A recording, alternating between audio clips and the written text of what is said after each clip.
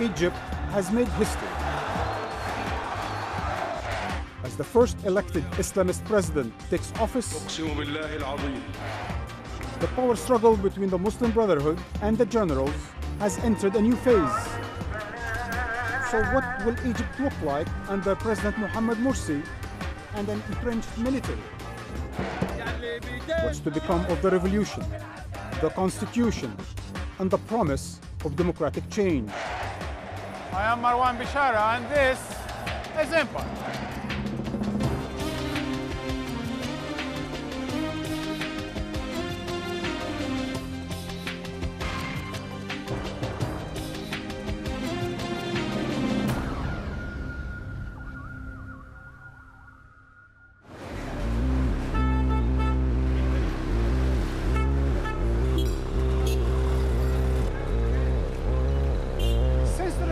Began, Egypt's politics has been a bit like its traffic. Hectic, chaotic, and pretty dysfunctional. As in traffic, Egyptians of all social and economic backgrounds are trying to find their way. Some turn right, some left, some go in circles, but all want to move forward. After nerve-wracking delays and rumors, the announcement of Morsi as president has led to much-needed relief, uneasy as it may be for many. However, beyond the sudden surge, hardly anything has improved since the removal of Hosni Mubarak and his cronies 18 months ago. The mismanagement of the transitional period has diffused the early excitement, alienated the youth, and deepened the national divide. Worse, the revolution has been overshadowed by a power struggle between the two most organized and the least revolutionary forces in the country, the Muslim Brotherhood and the Supreme Council of the Armed Forces, over how and by whom the country will be led. Outside the presidential palace, hundreds of Egyptians are petitioning Mohammed Morsi. Noha Mohammed Gamal's husband was arrested by the military in May and was tried by a military, not civilian court.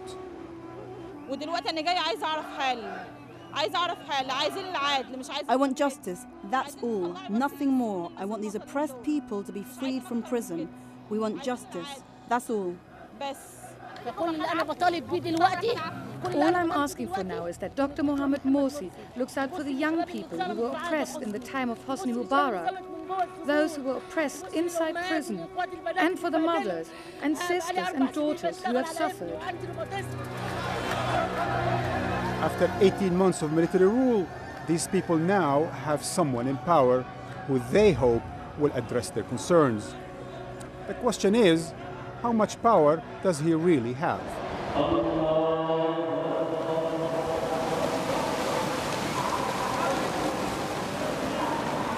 While the revolution took place in the streets, it's now behind closed doors that the real power struggle is going on, one that is crucial to the shaping of a post-Mubarak Egypt. After decades of persecution, the Muslim Brotherhood has grown pragmatic. Although Morsi swept to power on the back of a popular uprising, the Brotherhood's leaders see themselves as reformists, not revolutionaries. But that hasn't stopped their opponents, both military and political, from spreading fear of a Brotherhood hidden agenda. The fear is an Islamic Republic. We'd like a civilian situation. It's not only me, many other Egyptians, they fear from that. We don't like to see another Iran in the area. I don't think it's so much a question of whether the president was Islamist or not, but rather whether that the president would be likely to challenge the military. Morsi is not only an unknown quantity ultimately, despite the fact that they've been meeting with him for the last year and a half, but also has the power of a real constituency behind him. And that is a potential threat to the military. SCAF, the military council that has been running the country for the past 18 months, has taken a number of controversial measures to curtail the Islamists' influence.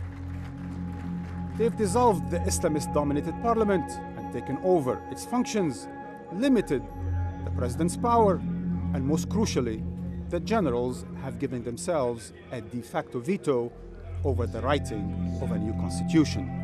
The military's focus it has always been on the constitution, because that is their guarantor of long-term security in terms of protection of their economic interests, in terms of protection of their privileges, their immunities, and their independent decision-making over defense issues, because they don't want to be subject to civilian oversight. And there is concern among many that the Islamists will opt for a marriage of convenience with the generals that allows the military to continue to exercise certain powers in the foreseeable future.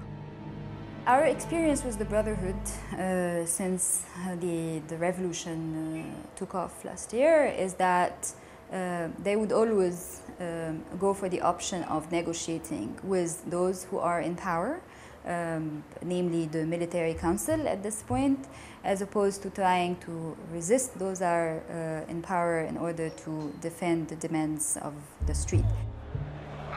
But that could also be a risky gamble, leaving the Brotherhood with more enemies and less popular support. These veto issues for the constitution, as soon as you have the referendum of constitution, there is no more power in their hand. As soon as you have a new parliament, there is no power in their hands. While that scenario remains a distant possibility for now, what is likely is that the generals will be able to retreat from the limelight, their power and influence largely intact. I think one of the most dangerous things about the military takeover and military rule over the last year and a half is that the causes of the uprising in January 2011 were never addressed. Police abuse has continued. There has been no attempt to address the reason the labor movement was so crucial in leading to the uprising. And this new president faces a tough task.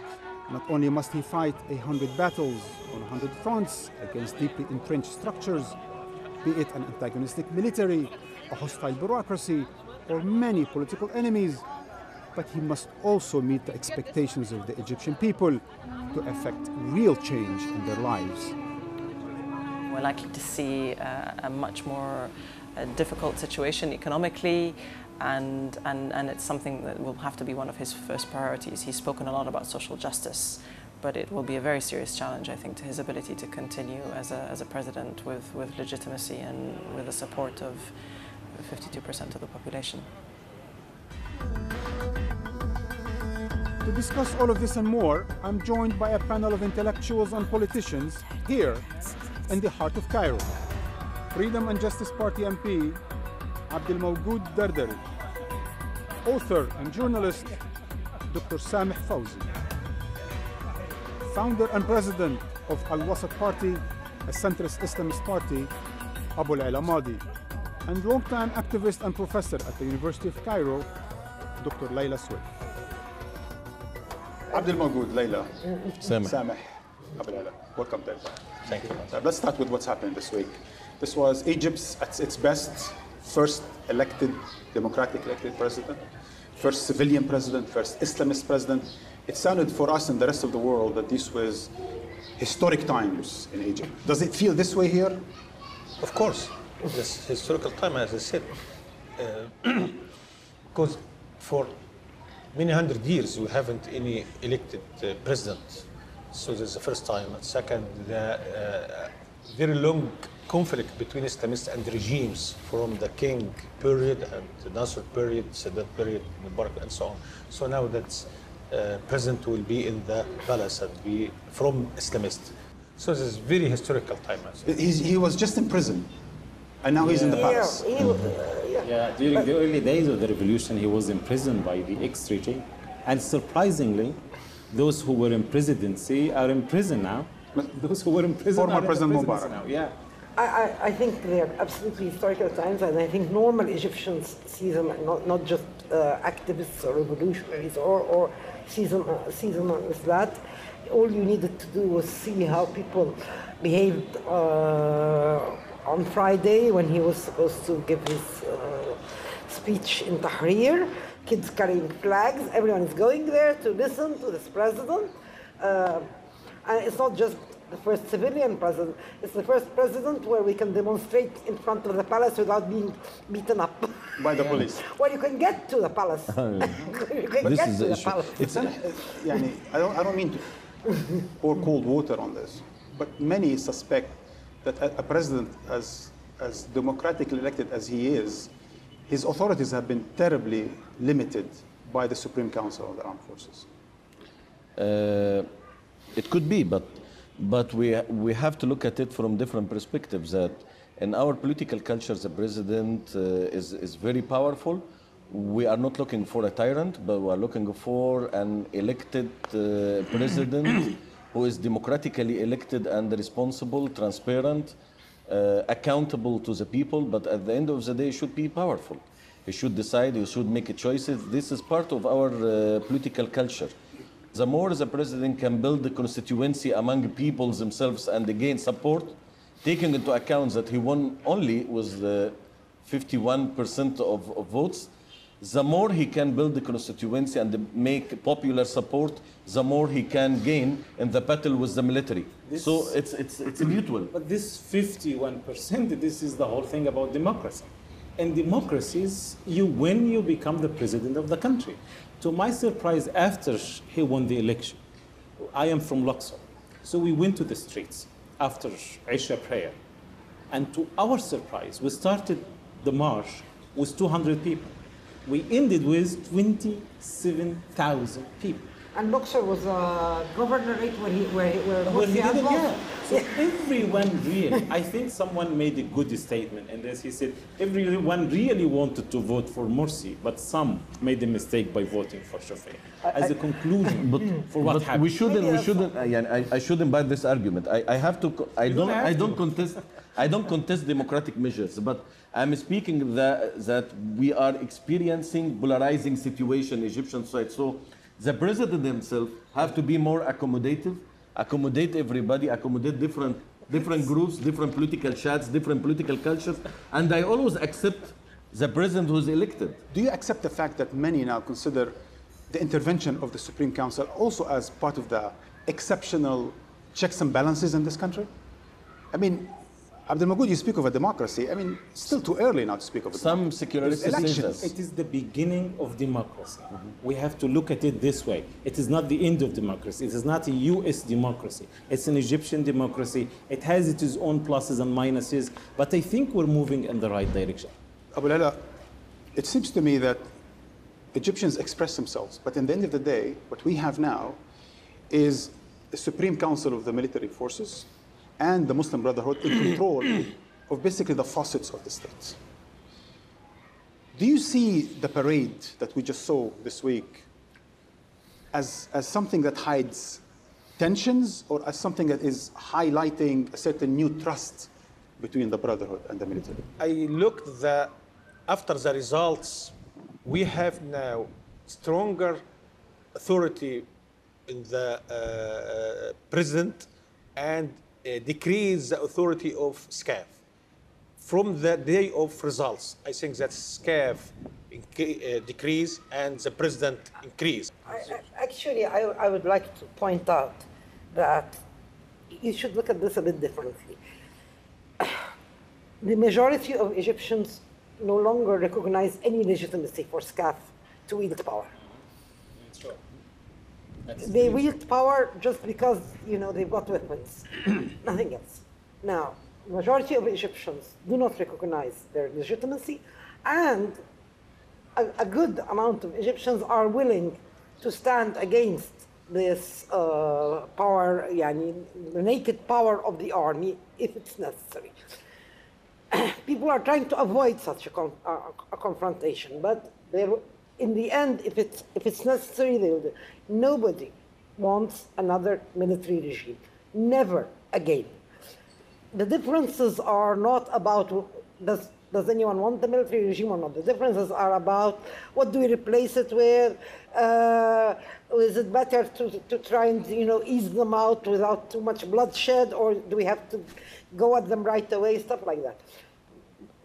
You don't think people see them as a balancing power to the rise of the Muslim Brotherhood?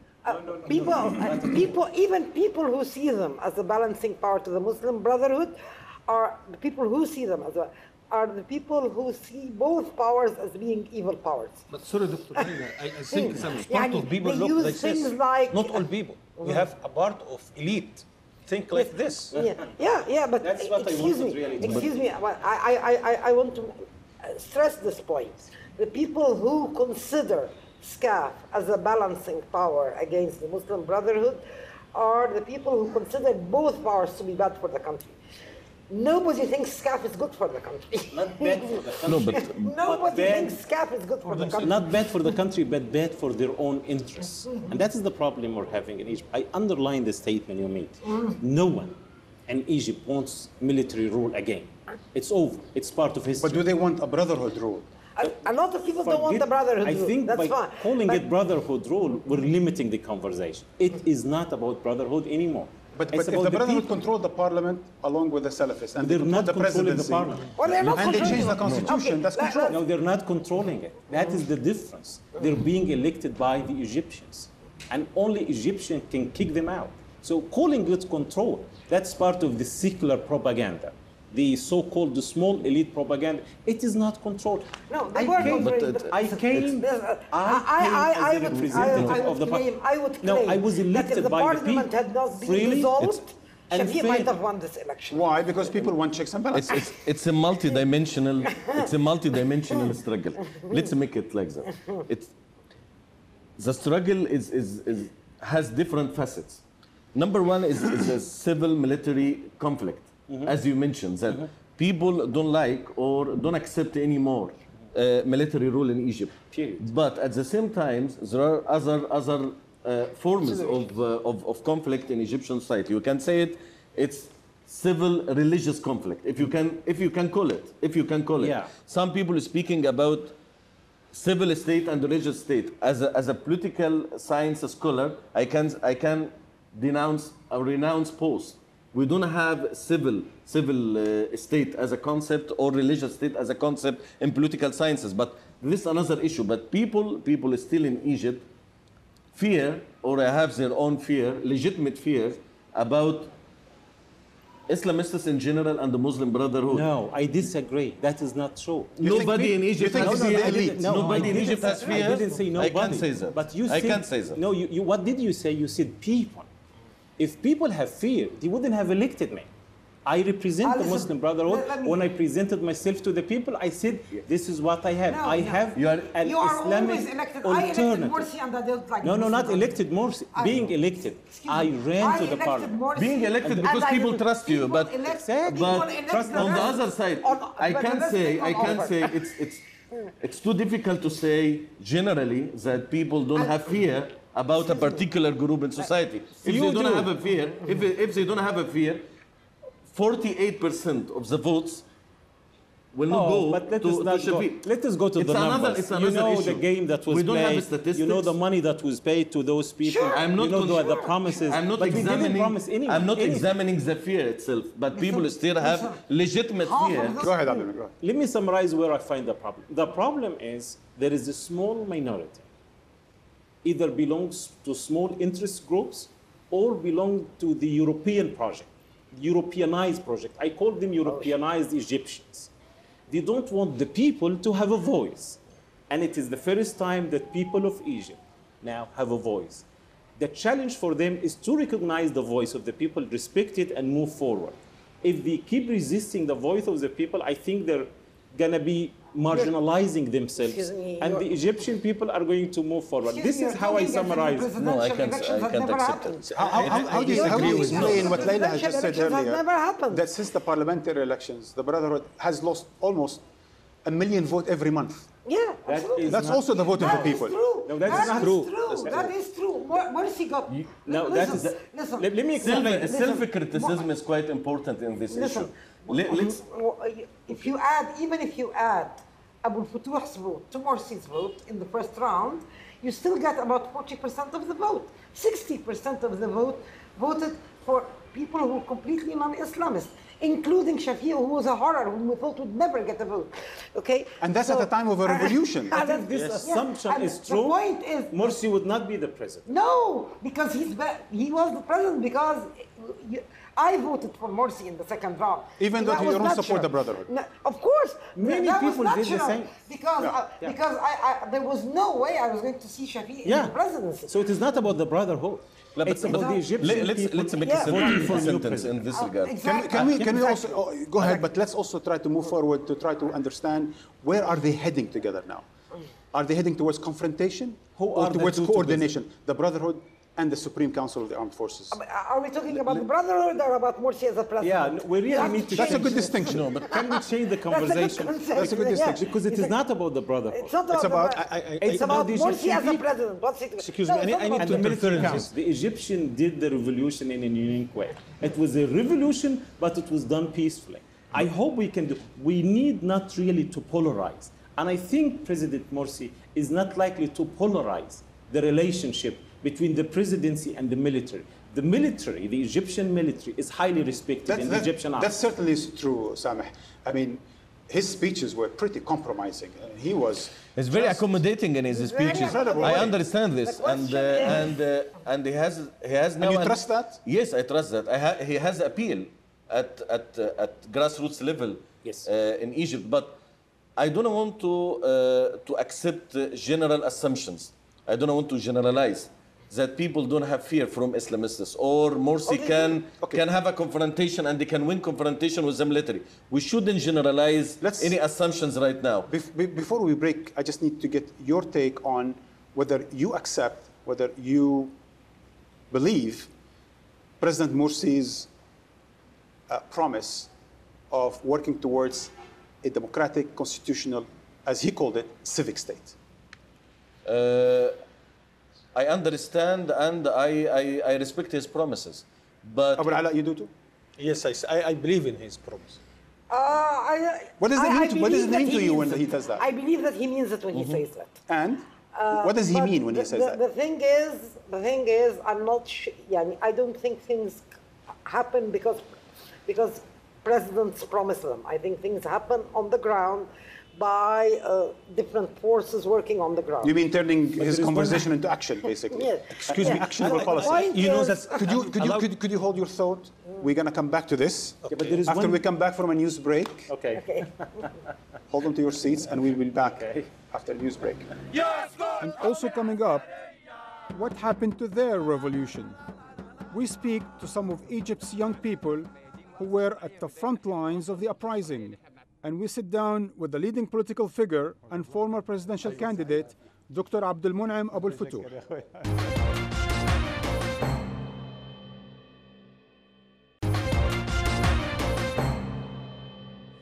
Welcome back. Egypt's revolution was not orchestrated by any one particular group. What was remarkable about it is the breadth of the types of people who took to the streets. Mubarak is now gone, but Egypt's plurality and diversity leaves many challenges. Alongside the Muslim Brotherhood, new parties, coalitions, and pressure groups are being formed. But who will hold the leaders to account? And what of the young people who helped spearhead the revolution, the young Egyptians who have fought and even died on the streets?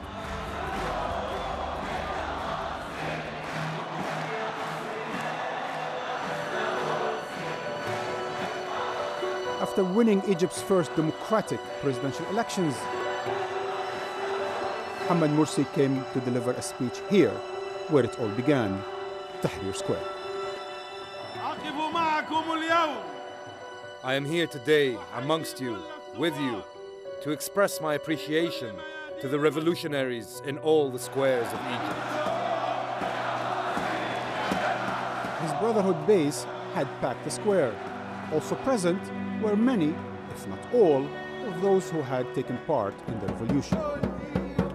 The April 6th movement played a key role in organizing the protests in January 2011. But despite the air of celebration, when I sat down with some of them, there was no hiding the disappointment that the two main players with political power, the Brotherhood and the military, are anything but revolutionary. Our work from now is that we must monitor the new president and ask whether the demands of the revolution will be completed or not. We don't know who's going to steer Egypt in the next stage, Morsi or Tantawi. If they're going to divide powers between them, that's not going to work in Egypt. Do you accept, do you believe Mohamed Morsi when he says he wants a civic state? 6th of April, as one of the revolutionary groups had meetings with Morsi, decided that we'd have certain conditions for our support for him. Are you then going to change from a revolutionary coalition into a pressure group?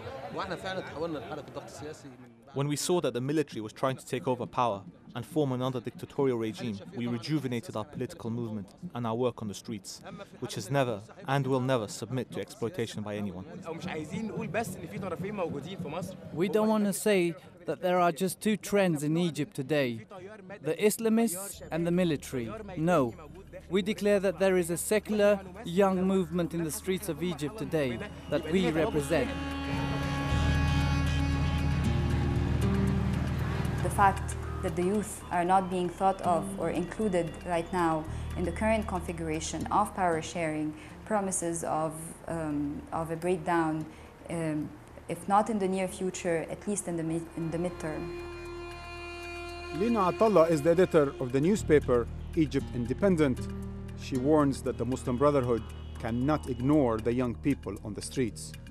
My sense is that they are still prone to negotiating with the military as opposed to going back to the streets that basically groomed them in this revolution.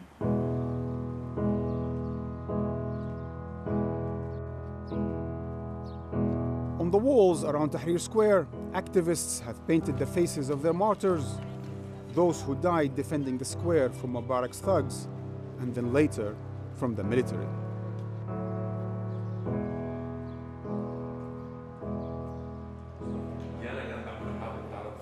Some of those deaths were filmed by these young activists who have been documenting on video the revolution since the beginning. It's very easy to get caught up in their own battle. A lot of people feel that they have to align themselves with one or the other, and they start aligning themselves on the basis of religious or secular, or align themselves on the basis of more revolutionary or less revolutionary. While others, including myself, we think that our position is outside this game, and saying that both of them fail to meet our demands. Those demands bred social justice and freedom. Demands many believe neither the Brotherhood nor the military is able to deliver on. And our position as revolutionaries is against power and against all forms of power, not by working within power and trying to divide it, because it never works. For some of those who have been on the front lines of this uprising, staying outside the system to affect it from without is the only way to see the revolution to its end. What we can do is to stay where we are and where we belong, in the streets, in and out, no factories, our universities, wherever we are, and working where we are, and creating an opposition and a resistance that forces everybody in power to change their plans till we're able to change the whole power system. Welcome back to our discussion with Abdel Mawgoud, Layla, Sameh, and Abu Layla. A good number of the people we spoke to in the streets of Cairo were pretty much felt squeezed out of the revolution, of their own revolution, some of these youth who led the revolutions. Layla, a lot of women and a lot of young people feel completely alienated from this new power structure that's emerging in the country. Yeah, that's true. It's sufficient to look at the parliament and see how few women there are, or the constitutional... Less than 10 out of 500? Yeah, exactly. And the constitutional committee, 6 women out of 100. 6 women out of 100 in the constitutional committee, the one that's going to put together the Egyptian constitution. 8 women. 8 women. No, they're 6. There are 8 Copts and 6 women this time. But you know, both, we have a woman and the Copts at the same time. So that exists. No hats. That exists. No hats. More than 4 women and the Copts. They have 2 hats. So it's really, 2 hats. Can you blame the revolution for this? No, you don't blame the revolution. You blame the... No, they're blaming the Muslim Brotherhood for this. No, and the military. I don't blame the Muslim Brotherhood and the military. I blame the Egyptian... I blame every single conservative Egyptian male. Yeah. I blame the Egyptian males who are conservative. 3 of whom are here on the on the panel. Every single party, not just the Muslim Brotherhood. Very few parties put enough women on their electoral lists. Abu Ala, you yourself were a Brotherhood member. You head a party that has Islamist leanings. Are you now reorganizing in a new way because of the results of the presidential and the parliamentary elections? Yes, but I want to make a comment about this very important debate. Really, the most of revolution figures, Young and others, not representative of the parliament, not because the Muslims were hijacking the parliament, because the situation on the ground. The Muslims, they have at least 30 years continuously of organizing themselves, and they have a lot of ability to organize. Last time they attended more than 10 elections parliamentary as experience. So we can imagine that the first election, they will be the majority like this. Others need a time to organize themselves, to have organization and fundraising money and so very on. important point. So we need to start and increasing. We have... But they vowed, for example, not to run to president, but then they ran for the president. So that's very important development happened in a few months. I think before the election of presidency, we need 15 to 20 years to develop thinking of Egyptian, how we can develop their thinking about the voting, not by pushing by religious background or some assistance to have some things. This idea that the Muslim Brotherhood hijacked the revolution and so on, parliamentary elections after revolutions hardly ever bring revolutionaries into power. I mean, if you look at different... You mean the majority is conservative and ultra-conservative? Yeah. At best reformist? At best, that's it. They bring reformists normally. So your only big, strong reformist party was the Muslim Brotherhood. It was a natural choice for people to choose them. The Freedom and Justice Party really performed quite poorly in parliament, and so they lost so many votes. I was one of the non-Islamist revolutionaries who were pushing for parliament to take on more authority, to take on more power, to take on SCAF, and but they didn't. They didn't. So the question... They decided that this was a trap, and then when they finally wanted to take on SCAF, they'd already was too late. alienated the revolutionaries. But now maybe the president will. With all due respect to what you said, as a member of the parliament, you really did not fail. The parliament or the former parliament, by the way? I call it the parliament because I was elected freely and fairly by the people of Egypt, and no one. So you don't recognize it was dissolved? Not at all, because no one can dissolve it but the Egyptian people. And that has to be respected by secularists before Islamists, because if we don't do it now... But you see, the thing is that President Morsi kept saying that he respects the rulings of the Supreme Court. But respecting it does not... The Constitutional Court. This is really a very... this is something that we'll have to deal with much far, a long time from now. You should not have a court that can dissolve a parliament. I don't think you should have a court that... I think we need to review a court that is formed of professional judges. I mean, the equivalent of the Constitutional Court in France is not formed of professional judges.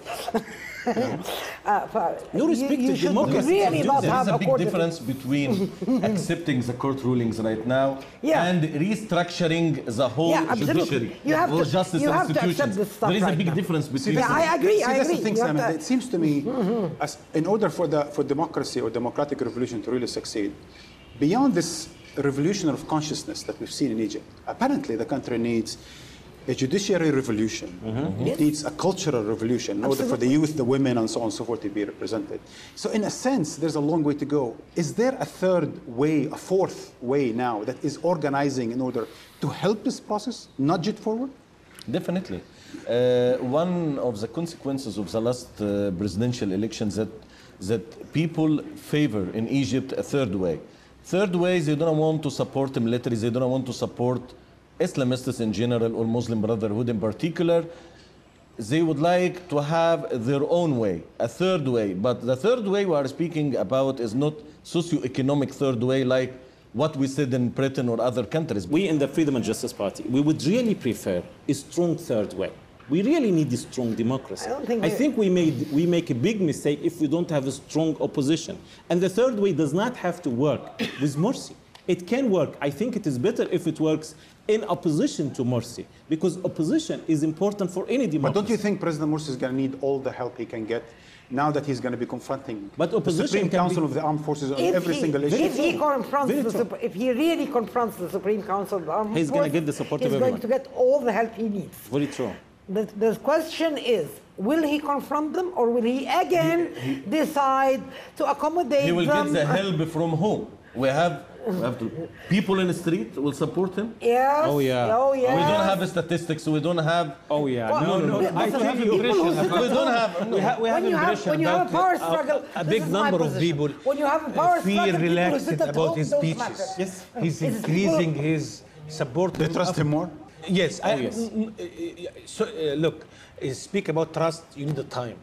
But if you listen to him more. If you listen, a good speech that will be very admired and happy to listen. And he have it now about 2 or 3 days after he's received his authority. Yes. So we need to build the trust from him to the others by the time. We wait. We should give him a chance to make that we will be trust about his promises or not. But we cannot start it. We rejected his promises. But there is a general feeling in the country that he is a transitional president, that he's a one-term president. One thing about him, he's very unique in he's talking to the people, to the poor people, and that's what he's winning the hearts and minds of Egyptians. For him, the first ever president opens the palaces of the presidents for the people to come. By the way, visit. winning hearts and minds, that sounds not very Egyptian. That sounds very American.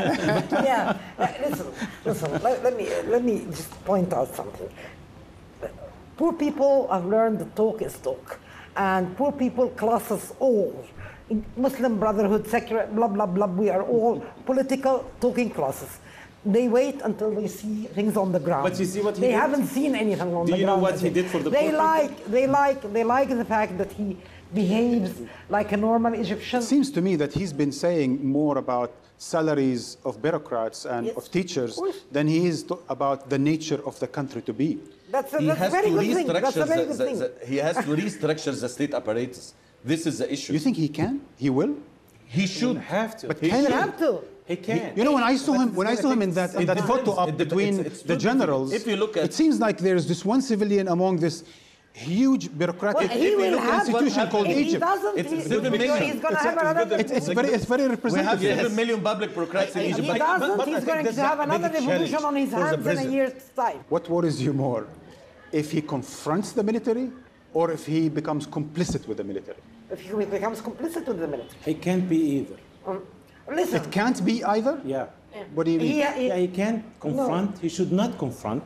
At the same time, he should not. This is where we disagree. He should this not. Is where we disagree. Absolutely. I think the Muslim Brotherhood are going to keep trying to not confront, and they'll end up. You mean accommodate? But as a pragmatic policy, violent confrontation is not Egyptian alternative. And we'll have another revolution which will. Sorry. Kick them as a pragmatic, as a pragmatic policies, I agree with.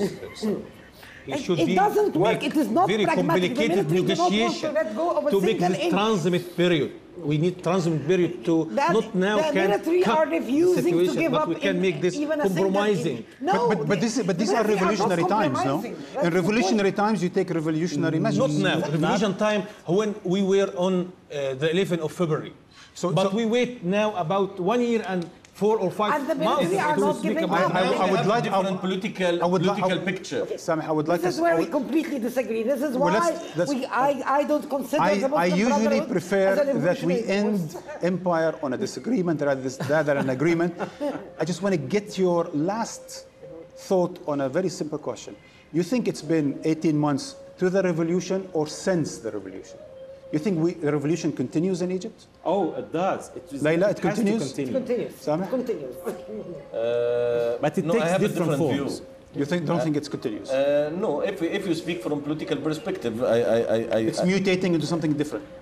It's different because we will start our transitional period now.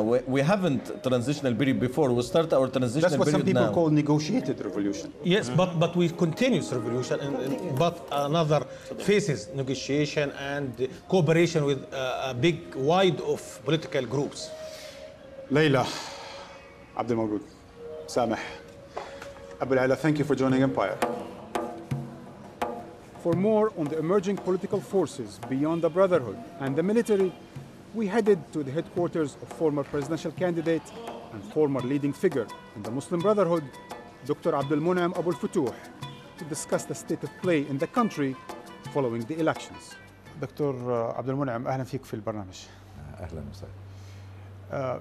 There are many reasons to be optimistic, but there are also just as many to be pessimistic. What is your reading of today's map? أنا متصور إن بعد انتخابات الرئاسة. I think after the presidential elections and the removal of the Mubarak regime candidate by democratic elections, honest elections, at the end the elections resulted in a patriotic candidate from the FJP. I might disagree with him on certain issues, but I consider this a gain for the Egyptian revolution.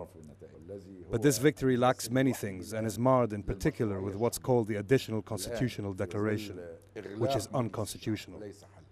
The first step of the elected president, who is a representative of the people, should be to cancel this declaration. But do you think he can do that? أنا أتصور إنه هو يستطيع. Yes, he has popular legitimacy because of the elections. He has legal and political legitimacy. The SCAF has no popular legitimacy. Do you think he wants to do that? لا أنا لا يريد دي مرتبطة. Well, that depends on his intentions, and I can't speak to that. But this is what he should do. But don't you think that it is divided now on secular and religious, that even the opposition is divided among people like you who have more of an Islamist leaning beliefs and the others who are totally secular or liberal? أنا ضد هذا التقسيم أصلا.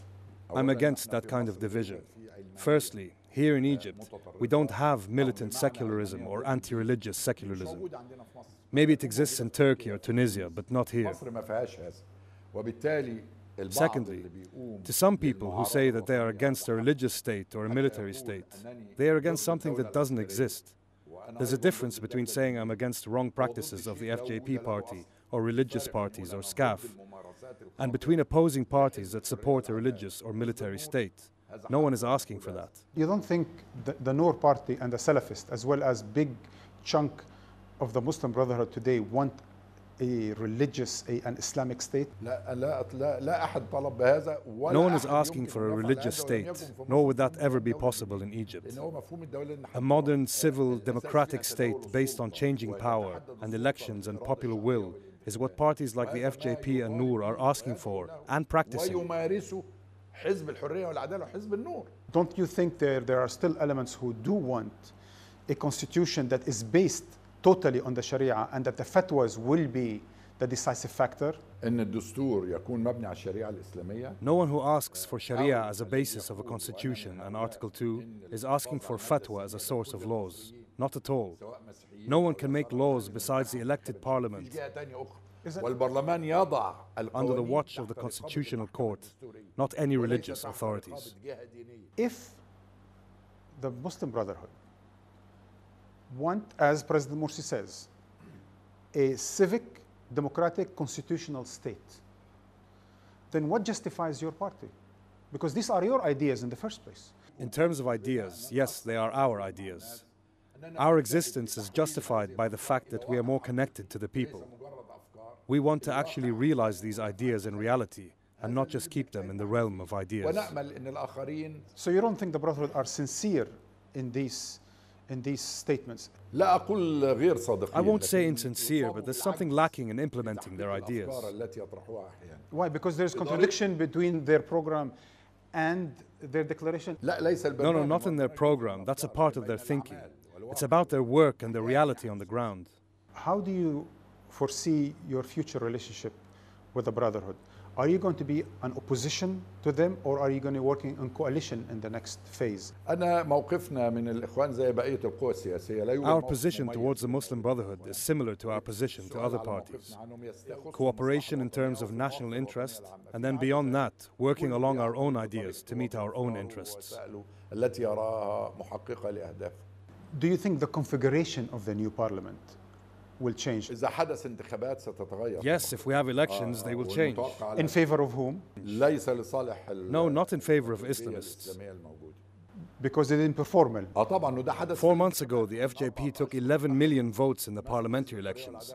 But in the presidential elections, they only got 5.5 million votes. And you think this is the gap that you're going to fill? Of course, and when there was a runoff with Morsi, the extra votes he got were not from the FJP and their supporters. They were our voters and others who opposed the previous regime's candidate. Well, good luck. As we wrap up our journey through Egypt's political landscape, I am reminded by a recent promise of President Morsi not to hold up traffic with his motorcade as Mubarak did. Knowing how much Egyptians appreciate such symbolic statements, Morsi has been making gestures and promises by the dozens. His humble style and kind words have also been welcomed by a people scornful of leaders who blow their own horns. But Egyptians are a practical people who prefer deeds over words. They know all too well that promises, gestures, and sound bites are as effective in solving problems as blowing horns at traffic jams.